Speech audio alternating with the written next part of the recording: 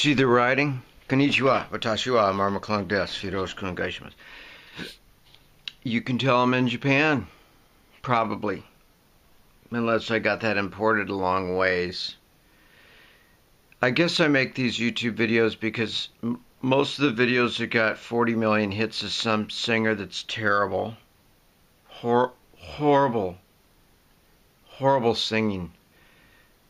Music's has gone down the tubes and musicians suck now. Most of the stuff is garbage. It's not like it was in the 70s or 80s. Music has gone down the toilet, but they get 40 million views. And then all the rest of them, they're getting a lot of views. You're seeing my jealousy and all that, are basically just stupid people trying to be funny. You know, nobody wants to talk about the truth, about the corrupt governments and how screwed up everything really is. Nobody wants to, they just want to get taken over by the corporations and get brainwashed or whatever, and rather than find out about real people like me. So, basically today, I've been in Japan about 2 weeks and I finally got a flat, or as they would say in England, or an apartment, as you would say in America, or a mansion, or you would say in Japan.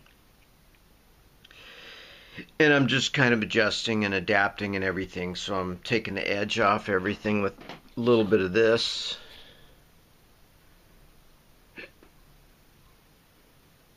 A little product placement there. I don't drink a whole lot because my body just can't take it, so it's like a rare occasion. I'm just kind of celebrating moving everything, and then I don't always take a lot of pills either, or drugs, as you can see.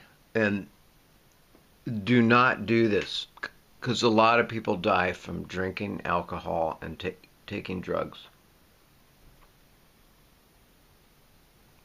Pills, I mean, we got Heath Ledger, we got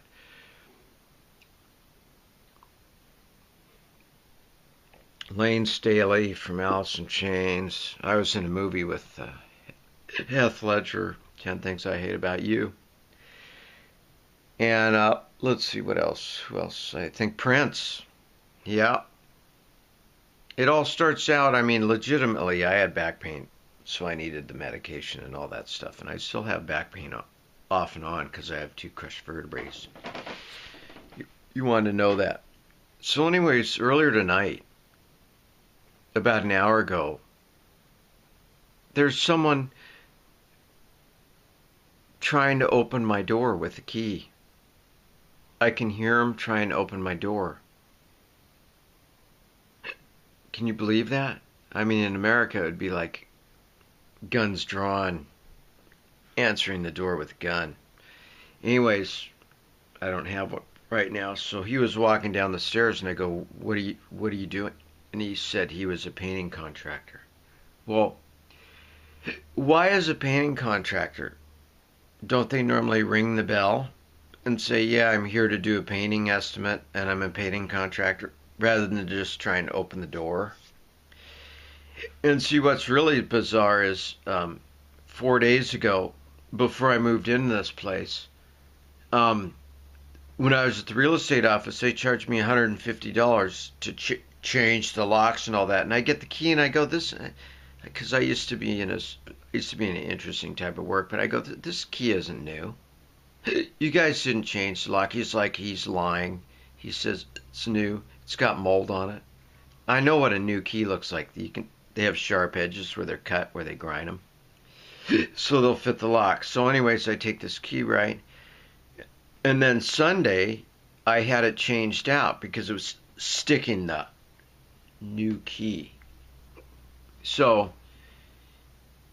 anyways, and it seems like it's a damn good thing I did it, because this guy that tried breaking in was probably a former tenant or something like that, and he was posing as a contractor, and he had a little clipboard and all that stuff, but I asked him for his business card, and he didn't want to give it to me, so that kind of is a good indicator there.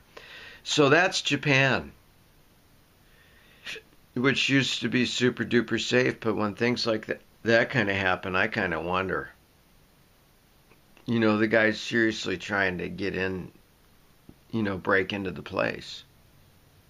So he had on the little work uniform and everything. I don't know. I'm going to find out tomorrow. Maybe he was a painting contractor. Maybe there's a possibility that they give painting contractors master keys or something, but his master key wasn't working. But it's a good thing that I got the lock changed two days ago, like I said.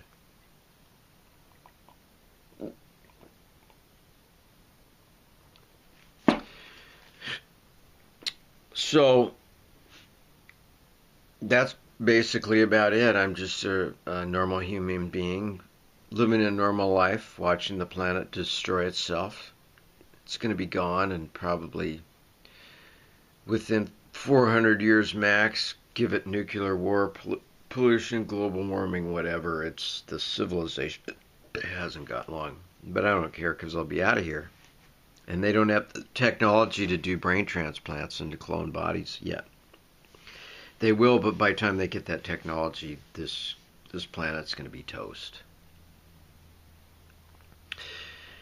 So it kind of, it makes me a little nervous, somebody trying to break in.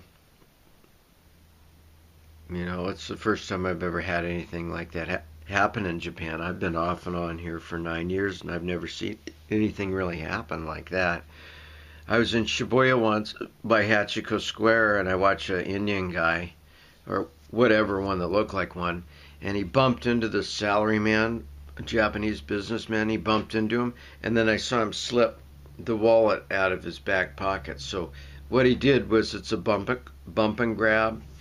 And then another time I was in Shin Okibo, and I was wearing jeans, and I had my wallet in the back pocket. And generally when you're traveling internationally, you want your wallet in your front pocket. But I think, because I'm in Japan, I have it in my back pocket. And I can feel my wallet getting lighter, and I just turn really quick, and he moves a little bit, and so some high school kid was trying to boost me. And then tonight, that. So I can get all paranoid and think it's Yakuza after me to kill me or whatever. But and he went around. He looked around. I let him in to see. He was asking if he could take a look and everything. And obviously, if you look at my possessions,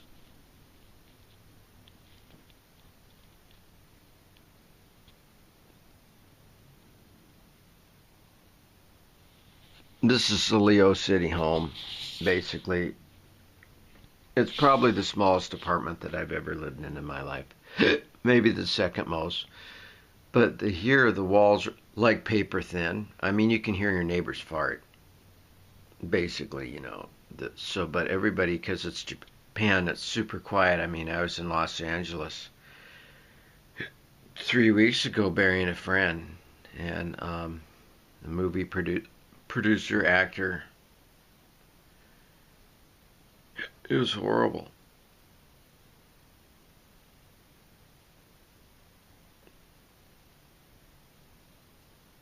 And then to watch his family fight over his assets and his film royalties and all that stuff. And they're selling his movies off to the lowest bidder and stuff, practically, just to get rid of him.